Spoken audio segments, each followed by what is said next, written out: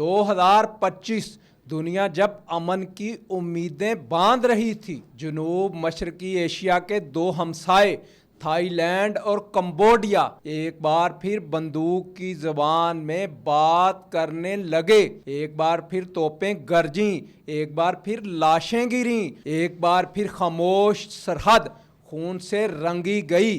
وجہ کیا تھی؟ پھر وہی پریا وہار مندر، وہی متنازع سرحد، لیکن اس بار کشیدگی اس حد تک بڑھی کہ فوجی قافلے آگے بڑھ گئے اور توپوں نے خاموشی توڑ دی۔ جون 2025 کمبوڈیا نے سرحدی علاقے میں فوجی چوکی قائم کی۔ تھائی لینڈ نے اسے جارحیت قرار دے کر حملہ کر دیا۔ 72 گھنٹوں میں 5 دیہات خالی، 30 فوجی ہلاک اور 100 زخمی ہوئے۔ ہزاروں نے نقل مکانی کی۔ اقوام متحدہ، آسیان اور چین جیسے طاقتور ملک نے صلح کی اپیل کی، لیکن زمینی حقیقت یہ ہے کہ دونوں قومیں ایک بار پھر جنگ کی نفسیاتی سرحد پار کر چکی ہیں۔ یہ صرف زمین کی جنگ نہیں، یہ غیرت، تاریخ اور اقتدار کی جنگ ہے۔ لیکن سوال یہ ہے، 2025 کا انسان 12ویں صدی کے